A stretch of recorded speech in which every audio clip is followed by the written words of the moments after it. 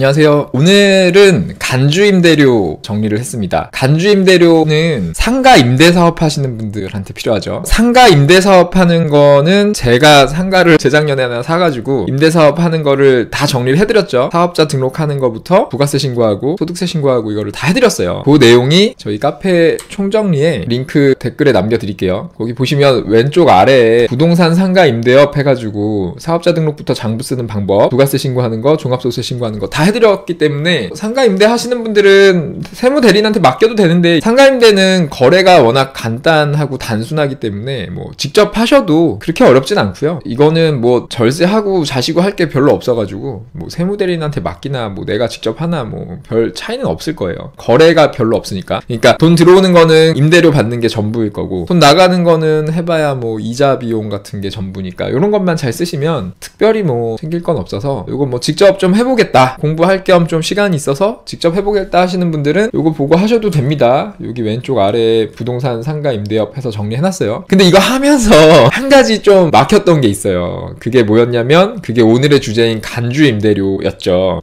이게 조금 이상했어 계속. 그래가지고 이거를 정리를 했고요. 오늘 제가 정리를 하고 보니까 간주 임대료가 대충 봐서는 어려울 수밖에 없더라고요. 왜 그런지 오늘 말씀드릴게요. 그래서 오늘 이렇게 6가지 순서로 준비했고, 그냥 간주 임대료 관련된 건 다 정리를 해서 목차가 많은데, 뭐 이 중에서 특히 두 번째, 그러니까 첫 번째 간주 임대료 개념은 아주 간단한 거고, 이게 간주 임대료가 간단한 개념인데 이렇게 이상하게 어려운 이유는 부가세하고 소득세하고 간주 임대료를 계산하는 게 좀 달라요. 그래서 되게 이상하죠. 어렵죠. 그래서 오늘 그 개념을, 그러니까 부가세랑 소득세에서 간주 임대료가 어떤 차이가 있는지 정리해드리고, 그래서 국세청의 간주 임대료 계산기라는 것도 있는데 이것도 헷갈리게 해놨어요. 그래서 이게 뭔지, 어떻게 쓰면 되는지도 알려드리고, 그 다음에 그래서 우리가 간주 임대료를 장부에는 어떻게 써야 되는지, 소득세 부가세 신고는 어떻게 해야 되는지, 이런 거. 그래서 요 정도까지 4번까지만 보시면 될 것 같고, 그 다음에 주택하고 법인 사업자분들은 조금 더 다른 게 있어서 그 경우에 간주 임대료가 어떻게 되는지, 그리고 이제 소득세 신고할 때는 원래 장부에 써서 해야 되는데 장부 안 쓸 때는 이제 추계로 하는 거잖아요. 그래서 추계로 할 때는 간주 임대료가 어떻게 되는지 이렇게 정리를 좀 해보겠습니다. 자, 먼저 간주 임대료의 개념이 뭐냐. 간주 임대료는 개념 자체는 되게 심플해요. 개념은 일단 사전을 찾아보면요, 간주라는 용어를 찾아보면 상태, 모양, 성질 따위가 그와 같다고 봄 또는 그렇다고 여김, 그런 거죠. 간주라는 단어는 다 아실 거고, 그 다음에 임대료는 남에게 물건이나 건물 따위를 빌려준 대가로 받는 돈이죠. 쉽게 말하면 월세 받는 거, 월세 받는 게 임대료예요. 그래서 간주 임대료는 뭐냐, 그러니까 간주 임대료는 뭐냐면 원래는 임대료는 아닌데 임대료처럼 하는 그런 거예요. 여기 사전에 있는 내용을 보면, 이거 다 네이버 사전 찾아본 겁니다. 자, 간주 임대료의 정의를 보면요, 임대인이 받는 전세금 또는 임대보증금에 대한 정기 예금 이자에 해당하는 금액, 이것을 임대 용역의 공급 대가로 보고 보증금에 대해서 일정률의 부가가치세를 부담해야 된다 라고 돼 있는데, 이 사전 의미도 조금 잘못됐어. 부가가치세만 부담하는 게 아니고 소득세도 내야 됩니다. 이거에 대해서 제가 정확하게 이해하고 보니까 사전의 정의도 조금 잘못됐고, 근데 아무튼 간에 임대료는 이제 월세를 받는 거예요. 뭐 월세든 뭐든 간에 임대료로 이제 돈을 받는 거, 나중에 안 돌려줘도 되는 거 받는 게 임대료인데, 우리가 상가 계약을 한다고 하면 월세나 연세 뭐 이런 것도 받지만 보증금도 받잖아요. 전세같이 아예 보증금만 받는 경우도 있고. 그러니까 보증금하고 임대료하고의 차이는, 보증금은 받은 거를 나중에 돌려줘야 되는 부채인 거죠. 돌려줘야 되는 거니까 빚이죠, 빚. 근데 임대료는 내가 받으면 내 거가 되는 거니까 이거는 수익이 되는 거고, 큰 차이가 있는 건데, 수익이 되는 거에 대해서는 당연히 수익 신고를 하죠. 여기에 대해서 부가세가 발생해서 부가세도 받아서 내야 되는 거고, 소득 신고도 해야 되는 거고, 이건 당연한 건데, 보증금은 사실은 내가 잠깐 맡고 있다가 다시 돌려주는 거기 때문에 이거는 사실 뭐 부가세도 발생 안 하고, 이 거래에서 내 보증금 받을 때 부가세는 안 받잖아요. 그러니까 부가세도 없는 거고, 이거는 내가 수익이 아니고 돈을 빌린 거기 때문에 이거 소득세 신고하는 것도 개념이 사실 맞지 않는데, 근데 돈을 이렇게 빌렸으면은 이자가 발생할 거 아니냐. 뭐 예를 들어서 보증금으로 한 3천만 원 받았으면 3천만 원을 은행에 넣어놓으면 이자가 좀 나올 거 아니냐. 너 그 이자 받은 거 정도는 소득으로 봐가지고 세금 내라, 뭐 이런 거예요. 이게 간주 임대료입니다. 정리를 하면 여기 있는 말 그대로 전세금이나 보증금을 받았으면은 그거에 대해서도 부가세도 내고 소득세도 내라, 이게 간주 임대료예요. 근데 이 간주 임대료가 되게 어렵게 느껴지는, 그러니까 실무에서 자꾸 막 이상하게 어려운 이유는 이 부가세하고 소득세가 간주임대료 계산이 달라서 그래요. 요걸 그래서 제가 부가세랑 소득세의 간주임대료가 어떻게 계산되는지 설명을 드려볼게요. 자, 부가세의 간주임대료 먼저 설명을 드려볼게요. 부가세의 간주임대료는 부가세법을 보면 됩니다. 부가세법 29조에 나와 있고요. 29조가 좀 많이 있는데 밑으로 쭉 내려보면은 저 밑에 여기 10항에 보시면 이런 내용이 있어요. 사업자가 다음 각 호의 어느 하나에 해당하는 부동산 임대 용역을 공급하는 경우, 그러니까 상가를 빌려주고, 그죠? 상가를 빌려주고 전세금 또는 임대 보증금을 받았을 때, 전세금이나 어떤 보증금을 받았을 때 그때 어떻게 해야 되냐? 그때는 이렇게 해야 된다. 이거는 사실 빚을 지는 거기 때문에 공급가액이라는 말이 원래는 성립을 안 하는데 여기서 정의를 한 거예요. 이런 경우에는 공급가액을 내가 정해줄게, 이렇게 대통령령으로 정하는 바에 따라서 계산을 해. 그럼 공급가액이 정해지면은 거기에 대해서 부가세를 이제 부과하려고 하는 거죠. 그래서 이 대통령령이 어떤 건지 보면은요, 여기 이렇게 쭉 있는데 여기 수식이 있죠. 요렇게 계산하라는 거예요. 요렇게. 근데 이게 이렇게 복잡해 보이는데 요거 간단하게 정리하면 요 말입니다. 요 말. 공급 가액은 매출액이죠. 매출액은 보증금 곱하기 이자율 곱하기 365 또는 이제 윤년에는 하루가 더 있으니까 366분의 임대해준 날짜를 곱하는 거예요. 이렇게 해서 공급 가액을 이제 하라는 거고, 여기에서 이제 이자율이 얼마인지를 알아야 되잖아요. 이자율은 29조 밑에 내려보면은 위에 계산에 필요한 사항은 기획재정부령으로 정한다 해서 여기 들어가 보면은 이자율은 1.2%로 한다. 그래서 이자율은 1.2%입니다. 그래가지고 아까 다시 요 식에서 이자율은 1.2% 이렇게 되는 거예요. 제가 요거는 저기 예시를 이 뒤에서 들어서 설명을 드릴게요. 이렇게 보는 것보다 예시를 보는 게 이해가 쉽죠. 근데 이제 우리가 부가세는 그 과세 기간이 6개월이잖아요. 그래서 부가세는 1년에 2번, 그 1월에서 6월을 1기라고 해가지고 7월 25일까지 신고하고, 그 다음에 7월에서 12월까지의 부가세를 이제 2기라고 해가지고 1월 25일, 지금 1월달에 이렇게 신고를 하는 거죠. 그러니까 이 일수를 지금 1월달에 신고할 때는 지금 이거잖아요. 7월부터 12월 것까지의 부가세를 신고하는 거니까 요 일수가 184일이 되는 거죠. 7월부터 12월까지 계속 임대를 줬으면, 그래서 여기에 일수를 184일을 넣어서 계산하시라고 요 숫자를 갖고 온 거예요. 그렇게 해가지고 공급 가액이 구해지면은, 그러면 이제 우리가 내야 되는 거, 부가세 신고할 때 내야 되는 거는 부가세잖아요. 그래서 부가세는 공급 가액의 10% 요렇게 계산이 되니까 이렇게 계산을 하면 되고, 요거 제가 설명을 좀 먼저 드렸어야 되는데, 요게 공급 가액, 부가세 뭐 이런 용어를 잘 모르시는 분들은 요거를 꼭 아셔야 돼요. 이거 외우세요. 공급 대가는 공급 가액 플러스 부가세. 이거 모르시는 분들은 그냥 외우셔야 됩니다. 이거 무조건 알아야 돼요. 사업하시는 분들은. 그러니까 지금 우리가 구하려고 하는 건 공급 가액이었죠. 공급 가액이라는 건 뭐냐면 어떤 물건 가격이에요. 상가를 임대를 했으면 임대료가 공급 가액인 거예요. 식당에 가서 밥을 먹고 11,000원을 냈으면 사실은 그 밥의 가격은 10,000원이었던 거고, 거기에 이제 부가세 10%가 붙어가지고 11,000원을 내는 거거든요. 그러니까 11,000원짜리 밥을 사 먹으면 공급 가액은 10,000원인 거고, 부가세는 그거의 10%인 1,000원인 거고, 공급 대가는 요거 두 개 합친 11,000원인 거예요. 그래서 상품 가격은 공급 가액이다. 그래서 부가세 막 계산할 때 공급 가액이 되게 중요한 거예요. 공급 가액의 10%가 부가세고 우리가 그걸 내야 되는 거니까. 그래가지고 지금 공급 가액을 계산하는 방법이 정리가 된 거고요. 이걸 제가 예를 들어서 설명을 드려볼게요. 예를 들어서 보증금 1억을 받았다. 그럴 때 간주임대료는 얼마냐? 자, 보증금 1억을 받았고요. 지금 일반 과세자야. 그래서 7월부터 12월 사이에 임대를 준 거를 1월 달에 부가세 신고를 해야 돼. 그러면 공급가액이 어떻게 계산이 되냐? 되게 쉬워요. 공급가액은 보증금 곱하기 1.2% 곱하기 365분의 일수인데, 일수가 아까 하반기 2기는 184일이라 그랬잖아요. 그러니까 이렇게 계산을 하면 됩니다. 이렇게 계산을 하면은 60만 4,932원이 나와요. 공급가액 나왔죠? 공급가액이 나왔으면 이제 부가세는 공급가액의 10%니까 10%를 구하면은 6493원이 간주임대료가 되는 거예요.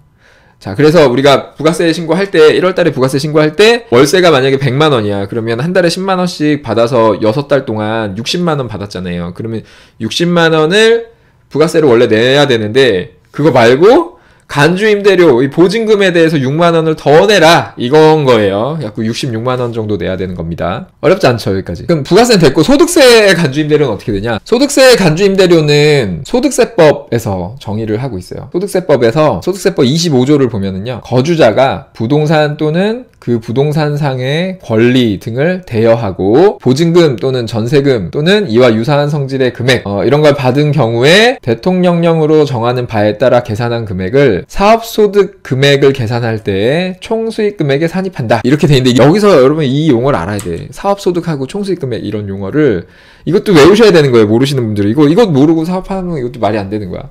자, 사업할 때 사업소득은 이렇게 구한다 그랬죠. 사업소득은 총수익금액 빼기 필요경비. 이거 너무 당연히 다 알고 계시는 개념인데, 그러니까 이거예요. 순수익은 매출액 빼기 매입액. 이 개념인 거예요. 그죠? 그러니까 사업소득, 사업에서 발생하는 순수한 소득은 총수익금액. 총수익금액은 매출액 같은 건데, 매출액에 더해서 이제 사업장으로 들어온 돈 다 합친 거예요. 뭐 이런저런 지원금 같은 거 받는 것들도 막 합쳐야 되는 것들이 있어요. 그 다음에 지금같이 간주임대료 같은 것도 합쳐야 되는 거고. 그래서 사업장으로 들어온 돈을 다 이제 정리를 하고, 그게 총수익금액이고요. 거기에서 내가 이 사업을 하기 위해서 쓴 경비를 전부 다 빼. 그러면 그게 순수익이 되는 거죠, 사업소득이. 그래서 요 사업소득은 총수익금액 빼기 필요경비를 아셔야 되고요. 우리가 사업자들이 사업소득을 계산하기 위해서 장부를 써야 되는 이유도 바로 이 총수익금액하고 필요경비를 정리를 하기 위해서는 장부를 써야 이걸 정리할 수 있으니까 장부를 써야 된다는 거죠. 아무튼 그래서 이 총수익금액에 간주임대료를 넣어야 되는데, 그러면은 그 간주임대료를 어떻게 구하냐. 아까 부가세법에서는 되게 간단하게 구했잖아요. 그죠? 공급 대가 구한 게 어떻게 보면 매출액 같은 거니까 여기다 넣으면 되는데,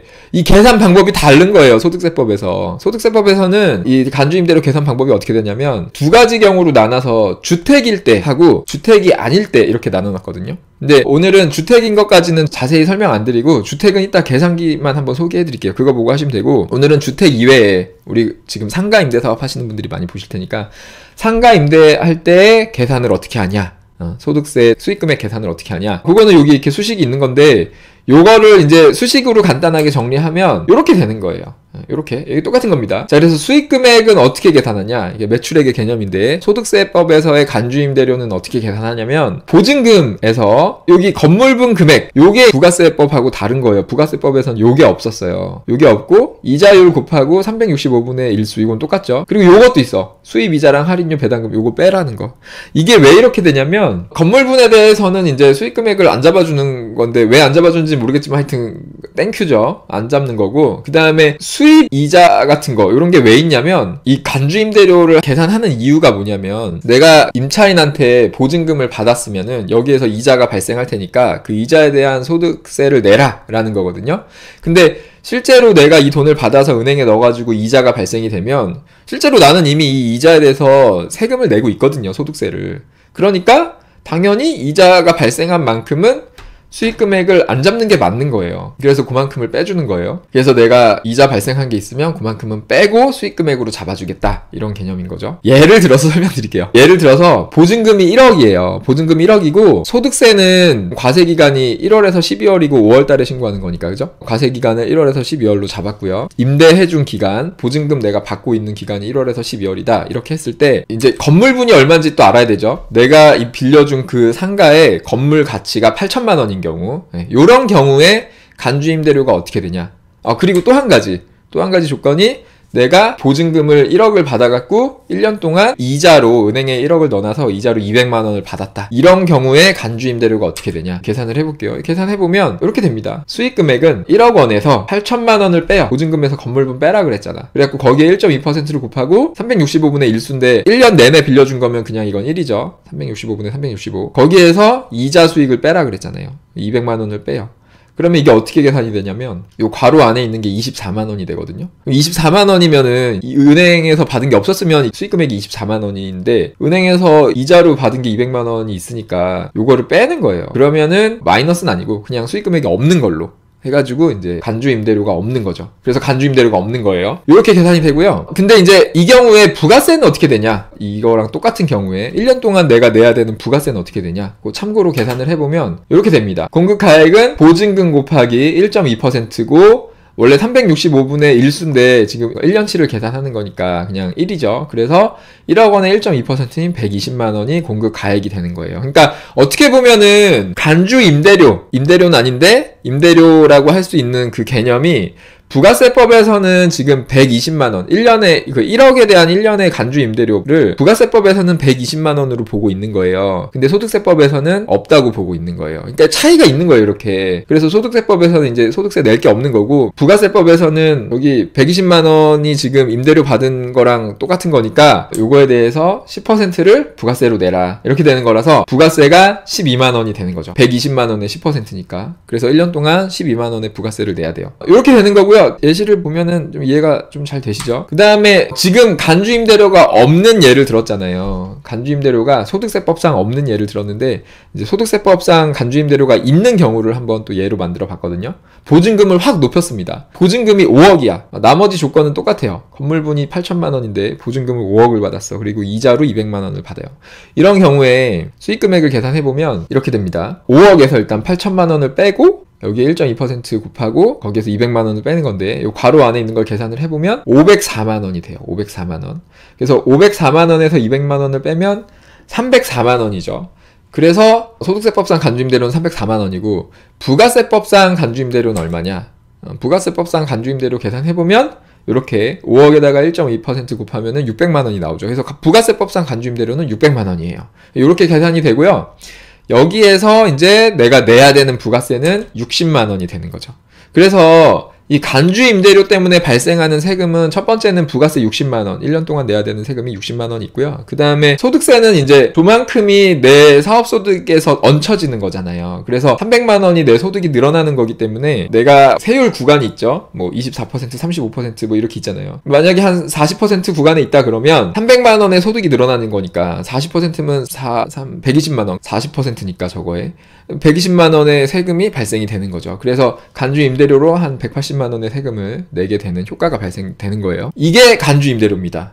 간주임대료 아시겠죠? 그래서 부가세랑 소득세에서 간주임대료가 어떻게 계산되는지는 아실 거고요. 그래서 이렇게 계산하면 되는 거고, 그래서 실제로 해보면 소득세에서는 간주임대료가 거의 안 나와요. 왜냐면 건물분이 그렇게 작지 않잖아요. 임대료에 비해서 비중이 있기 때문에 거의 없더라고요. 계산을 해보면. 그래서 부가세만 신경을 쓰면 될 것 같은데, 그래도 소득세법상 간주임대료가 나오는 경우가 있으니까 알아두시고, 그 다음에 이제 밑에 3번에 보시면 국세청 간주임대료 계산기가 있어요. 국세청 간주임대료 계산기가 있는데, 요거는 국세청 홈페이지 가가지고 보여드릴게요. 일단 어떻게 찾아보시면 되냐면 홈택스 가셔서 홈택스에서 간주임대료 계산, 그러니까 여기 검색 누르셔가지고 홈택스 간주임대료 계산 이렇게 하면은 일단은 여기에 세금 모의 계산 뭐 해가지고 간주임대료 계산해보기 2022년 요게 있어요. 요거 누르면은 여기서 계산을 해볼 수 있는데, 근데 이거는 주택인 경우에요. 주택인 경우에 여기에서 계산할 수 있어요. 그래서 여기 간주임대료 설명 및 계산 사례 이런 거 보고 이런 경우에 어떻게 계산하는지 뭐 이렇게 쭉 사례도 있으니까 요거 참고하셔가지고 계산하시면 되겠죠. 이렇게 계산하시면 되고, 그 다음에 지금 주택은 이렇게 계산하는데 주택 말고 상가는 어떻게 계산하냐, 상가의 간주임대료는 어떻게 계산하냐, 그거는 이제 밑에서 내려보시면은 여기에 없고요. 그 국세청 홈페이지 있어요. nts.go.kr nts.go.kr 홈택스 있는지 모르겠는데 검색이 안 되고 nts.go.kr에서 간주임대료 계산이라고 검색을 하시면 이번에 새로 올랐어요. 엊그저께 1월 4일날 새로 올라온 게 여기 있고요. 간주임대료 계산 요거 눌러보시면은요, 일반과세자구 간주임대료 계산 2022년 2기, 그러니까 이번에 1월달 2023년 1월 부가세 신고 때 쓰라고 올려준 거예요. 이 엑셀 파일로 올라와 있는데, 이거는 일반과세자 해가지고 계산 이렇게 올려놓은 거니까 이건 당연히 부가세 간주임대료 계산기인 거예요. 소득세는 안 해줍니다, 이거는. 그래서 요렇게 있는데, 제가 이거 보다가 이거 좀 이걸 보면 간주임대료는 이렇게 계산하는구나, 이거 국세청에서 올려준 자료니까 이렇게 계산하는구나, 간주임대료는 이렇게 계산하고 이거의 10%가 부가세가 되는 거구나, 이렇게 이해하면은, 그러니까 이거의 10% 52만 원이 간주임대료니까 52,000원이 부가세니까 이제 부가세는 52,000원이고 간주임대료는 52만 원이구나. 저 이렇게 이해를 했었거든요. 그래서 소득세 할 때도 막 52만 원을 생각했는데 아니잖아. 이게 아니잖아. 소득세 할 때는 이렇게 계산 안 한단 말이에요. 그러니까 국세청에서 안내를 좀 정확하게 해주면 좋을 텐데, 이거는 부가세의 간주임대료 계산이고 소득세의 간주임대료 계산은 이렇게 하는 겁니다 하고 좀 옆에다 알려주면 좋을 텐데 없길래 제가 요거를 만들어 봤습니다. 요게 이제 국세청에서 올려준 간주임대료 계산기에다가 제가 부족한 점을 좀 보완을 한 거예요. 요 파일은 제가 이제 요거 간주임대료 정리하는 카페 글에다가 같이 첨부해가지고 고정 댓글로 해서 올려드릴게요. 그러니까 지금 원래 국세청에서 제공하는 그 간주임대료는 부가세법상의 간주임대료를 계산해 준 거고요. 그러면은 이 금액에다가 이 금액하고 이 금액을 더해가지고 전체 간주임대료가 나왔으면은 사실 이건 의미가 없고 이거의 10%인 부가세가 중요한 거거든요. 그래서 총 52,000원을 내가 부가세로 내야 되는 거. 이게 중요한 거고, 그 다음에 이 간주임대료는 그래서 여기서 끝이야. 아무 의미가 없고, 소득세법상 간주임대료는 이제 똑같은 조건에서 이렇게 계산을 해요. 이제 건물분하고 이자 낸 거를 좀 이렇게, 그러니까 건물가액은 여기 입력해야죠. 건물가액 제가 입력한 거고 이자나 수수료 이런 거 여기다 입력해서 보면은 소득세법상 간주임대료가 이렇게 계산이 돼서 달라요. 부가세법상 간주임대료가 여기는 40만 원인데 여기는 10만 원이죠. 합계액이 여기는 여기 써야 되겠다. 여기 합계액이 이렇게 든다. 또 헷갈리니까 여기다 써야지. 요겁니다. 그러니까 부가세법상 요 조건에서의 간주임대료는 52만 4천원이었는데 소득세법상 간주임대료는 12만 9천원 이렇게 달라지는 거예요. 그래서 요 계산기를 쓰시면 됩니다. 그러니까 드리고 싶은 말씀은 뭐냐면 국세청에 간주임대료가 있어요. 그래서 막 간주임대료 이것만 보면 되겠지 하실 수 있는데 뭔가 좀 어설프다. 그래서 소득세랑 부가세가 다른데 그걸 구분을 안 해놓고 그냥 간주임대료 계산기입니다 해버리니까 되게 헷갈리죠. 저 이것 때문에 너무 헷갈렸어. 좀 더 잘 안내를 해주면 좋을 텐데 좀 아쉬웠습니다. 그 다음에 이제 그러면 이렇게 계산한 간주임대료를 이제 장부에 써야 될 거 아니에요. 장부에 써야 되는데 일단 쓰는 방법은 제가 알려드리는데 문제가 있어요. 문제점이 뭐냐? 자, 방금 봤듯이 부가세랑 소득세의 간주임대료가 달라요. 그러니까 부가세에서 계산하는 공급 가액이죠. 간주임대료요. 부가세의 간주임대료, 소득세의 간주임대료, 수익금액이에요. 이제 용어가 좀 다른데 똑같이 간주임대료죠. 원래는 우리가 매출액이면 매출액이 부가세 신고할 때나 소득세 신고할 때나 같아야 되잖아. 이렇게 같아야 되거든요. 공급가액하고 수익금액이. 근데 지금 간주임대료는 달라요, 이게. 이게 다르니까 이거 어떻게 써야 되는지 모르겠는 거예요. 그리고 또 하나의 문제가 뭐냐면 두 가지 문제가 있는 건데 이게 다른 게 첫 번째 문제고 두 번째 문제는 자, 부가세는 그래서 나가야 돼, 돈이. 그죠? 사실은 부가세 이것도 웃긴데 부가세는 원래 사업자의 세금이 아니에요. 이거 소비세잖아요. 소비자들이 내는 세금을 받아가지고 그러니까 임차인이 내는 그 소비세 10%를 받아가지고 그거를 내는 거고 임차인이 낸 거는 사업자면은 이제 여기서 또 돌려주고 이런 식으로 돌아가야 되는데 그러니까 내가 원래 부가세 받아서 내는 거는 받은 거는 부채예요. 부채. 수익이 아니고 부채로 갖고 있다가 현금 내면서 부채를 없애주는 건데 근데 지금 여기서는 아무 데서도 받은 게 없는데 보증금 받은 건데 부가세 받은 것도 없고 근데 이거를 이제 내야 되죠. 부가세를. 받은 거 없는 걸 내야 되는데 뭐 내라니까 내는데 일단 돈은 나가요. 돈은 나간단 말이에요. 그러니까 이게 좀 이상한 거고 근데 이제 소득세에서는 소득세를 내려면은 수입이 있는 거에 대해서 내는 거잖아요. 그러니까 돈이 들어온 거에 대해서 소득이 있는 거니까 소득세를 내라 이런 건데 여기서는 실제로 현금이 입금되는 게 없거든요. 그러니까 이자를 없는 이자를 있다고 좀 이렇게 해가지고 그 이자에 대해서 소득세를 내는 건데 이게 실제로 없단 말이야. 그리고 이 수익금액도 들어오는 게 아니고 수익금액이 들어오지 않잖아요. 그러니까 이거를 장부에 쓰기가 되게 어렵더라고요. 어떻게 써야 되는지 그리고 뭐 이렇게 쓴다면 계정 과목을 뭘로 써야 되는지 잘 모르겠어가지고 이거를 이제 국세상담센터에 문의를 했더니 답변이 이렇게 왔어요. 그러니까 장부 쓰는 거는 저기 자기네가 하는 게 아니고 한국회계기준원 이쪽에서 소관 사항이니까 이쪽에다 문의를 해라 이렇게 알려주시길래 그래서 이제 문의를 했죠. 한국회계기준원에 문의를 했더니 이렇게 답변이 왔어. 간주임대료는 소득세법에서 규정하는 내용이고 기업회계기준에서 정하는 사항이 아니므로 이쪽에서 하는 게 아니다. 그러니까 국세청에 물어봐라. 그러니까 서로 떠넘기고 있더라고. 이거는 이게 맞는 것 같아. 두 번째가. 그러니까 간주임대료는 원래 회계적으로 없는 거잖아요. 없는 개념을 그 국세청에서 만든 거잖아요. 그러니까 국세청에서 이거는 좀 안내를 해줘야 될 것 같은데 이거를 회계기준원으로 떠넘기고 답변을 안 해주는 거는 조금 아쉬웠고요. 그래서 이제 이래저래 알아보고 정리를 해봤어요. 그래서 이제 간주임대료를 그러면 장부에 쓰긴 써야 돼요. 특히 법인 사업자는 꼭 써야 되고 개인 사업자도 제대로 관리하려면 써야 되는 거니까. 어떻게 써야 되냐? 자, 장부는 이제 간편장부, 복식장부 두 가지가 있는 거니까 각각이 좀 다른데 부가세랑 소득세가 또 다르잖아요. 그러니까 또 구분해서 써야 돼. 되게 복잡해. 이렇게 해가지고. 자, 간편장부는 일단은요. 국세청에서 제가 문의했을 때는 그냥 간단하게 부가세는 자산, 부채 뭐 이런 거니까 비용 처리가 안 된다. 뭐 이렇게 답변이 왔는데 좀 질문을 잘못 이해하고 답변하신 것 같고, 이쪽에 좀 현업에 계신 분들의 여러 가지 답변들을 좀 종합해 보니까 비용 처리를 하는 거야. 우리가 원래는 부가세 내는 게 비용으로 안 나가거든요. 근데 그거는 이제 받은 걸 줄 때 비용 처리가 안 되는 거고, 요건 내가 안 받은 거를 부가세로 내는 거니까 비용 처리를 하는 거라고 말씀하시는 분들이 많더라고요. 그래서 비용 처리를 한다고 정리를 했어요. 혹시 이거 부가세 낸 거 비용 처리 안 되는 거면 저희 나중에라도 누구든지 좀 댓글로 알려주세요. 근데 이거는 이제 하는 걸로 정리를 했고, 그래서 비용 처리할 때 계정 과목은 간편장부에는 제세공과금이라는 그게 있거든요. 국세청 간편장부 양식에 제세공과금이라는 계정 과목이 있으니까 이거 쓰시면 되고, 복식장부 쓰실 때는 현업에 계신 분들이 다 이렇게 하라고 답변을 주시더라고요. 저희 카페에 보면은 뭐 정말 좀 실력이 있으신 분들이 평소에 그분들이 이렇게 답변을 주셔서 저도 이렇게 하면 될 것 같고, 그래서 이제 이 간주임대료가 발생할 때 차변에다가 세금과 공과 해가지고 이거 비용 처리하는 거죠, 세금으로. 그 다음에 대변에는 부가세 예수금. 이렇게 하는 게 되게 합리적이야. 상식적으로 이게 맞는 것 같아. 그러니까 어떤 회계 원리를 생각했을 때도 그나마 이렇게 하는 게 맞는 것 같아요.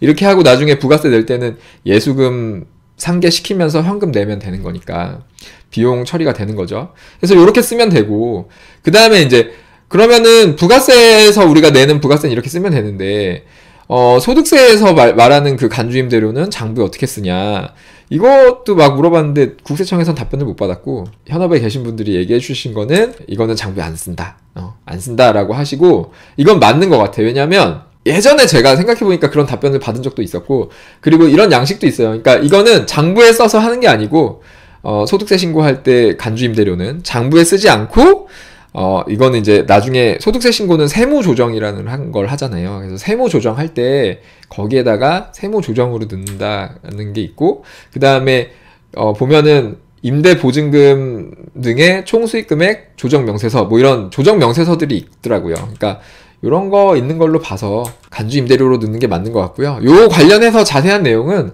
제가 총정리 세금 4-1-A번 여기 보시면 종합소득세 신고하는 거를 정리를 다 해놨거든요. 이 중에서 여기 2-1번하고 2-2번에 간편장부하고 복식장부로 이제 신고하는 게 있으니까 요 중간에 보면 조정명세서 관련된 내용이 있어요. 그래서 그거 보시면 되고요. 그래서 장부에는 그렇게 쓰시면 되고, 아시겠죠?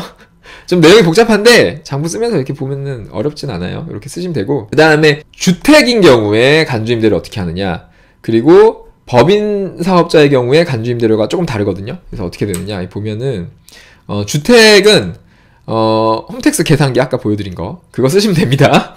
홈택스 가셔가지고 간주임대료 계산 이렇게 검색하시면 나오죠. 그거 쓰시면 되고요. 법인의 간주임대료는 조건이 있어요. 그래서 첫 번째 조건은 요 대통령령으로 정하는 기준을 초과하는 경우에, 그래서 대통령령을 보면은 차입금이 자기 자본의 2배에 해당하는 금액이 되는 경우, 요 기준을 넘어가는 경우에 임대보증금이 간주 임대료가 발생되는 거죠. 그래서 첫 번째 조건은 차입금이 자기 자본의 2배 이상인 경우고, 두 번째는 부동산 임대업을 주업으로 하는 경우에 간주 임대료가 발생이 된다. 그래서 두 번째는 부동산 임대업이 주업인 경우, 이렇게 뭐 법에 나와 있으니까. 그리고 세 번째는 대통령령으로 정하는 주택을 제외한, 그러니까 주택이 아닌 경우에, 주택이 아닌 부동산에 대해서 보증금이나 전세금을 받았을 경우에, 그래서 세 번째 조건이 주택 외에 부동산의 보증금이나 전세금을 받았을 경우. 그래서 요 세 가지 조건에 해당되는 경우에는 계산을 어떻게 하냐면 이렇게 대통령령으로 정하는 바에 따라서 계산한다. 그래서 요 대통령령 보면은 요거예요, 요거. 입금에 가산할 금액. 아까 수익금액 똑같은 거죠. 그래서 입금은 어떻게 되냐? 입금은 계산이 이렇게 됩니다. 그래서 보증금에서 건물분 빼고 이자율 곱하고 뭐 일수 곱하고 이렇게 하는데, 이제 이 계산 방법은 똑같죠. 아까랑 개인사업자의 소득세 간주임대료 계산하는 거랑 똑같은데, 왜 가져온 거냐면 법인은 요 조건이 붙길래 따로 이제 정리를 한 거고요. 요거 장부에 쓰는 것도 똑같죠. 법인은 복식장부만 쓰니까 이렇게 쓰면 되는 거고, 요것도 이제 세무조정으로 한다. 세무조정으로 이렇게 하는 거고요. 그 다음에 이제 장부를 쓰는 경우, 그러니까 부가세는 상관없고 소득세나 법인세 신고할 때 장부를 쓰면은 조정신고 저렇게 하면 되는데, 그 건물분 빼주고 막 이렇게 하잖아요. 근데 장부를 안 썼을 때는 간주임대료 계산이 좀 달라져서 추계신고할 때 그 간주임대료가 어떻게 되는지 정리를 해봤거든요. 그래서 이제 추계신고하는데 개인 사업자가 간주임대료 추계신고할 때는 이렇게 계산이 됩니다.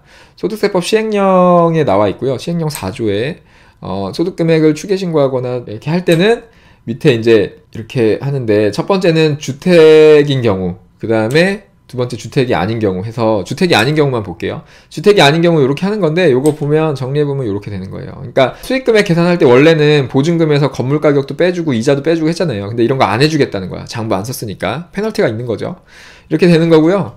법인도 마찬가지입니다. 법인도 추계신고를 하면 이렇게 되는 거죠. 법인세법 시행령 11조에 그 내용이 있는 거고, 여기에 이제 기획재정부령에 따르는 이자율로 한다 하는데, 여기 이자율은 1000분의 12니까 이것도 1.2%인 거고, 1.2%를 해가지고 입금은 이렇게 계산해요. 보증금 곱하기 이자율 곱하기 365분의 1수. 이게 똑같죠? 여기도 이제 건물분하고 이런 거 안 해준다.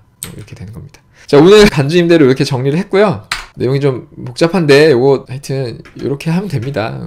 필요하신 분들, 그러니까 뭐 다른 분들보다 상가 임대업 하시는 분들은 이제 다 정리가 됐죠. 간주 임대료가 좀 정리가 안 됐던 부분이 있었는데 요거 보고 이제 다 하면 되는데, 요게다 제가 추가해가지고 간주 임대료는 어떤 건지 설명을 드릴 테니까 요거까지 보면서 이제 그 부동산 상가 임대는 이제 하시면 되겠죠. 자, 오늘 좋은 하루 되시고요. 주말도 잘 보내시고 저는 다음에 또 인사드리겠습니다. 감사합니다.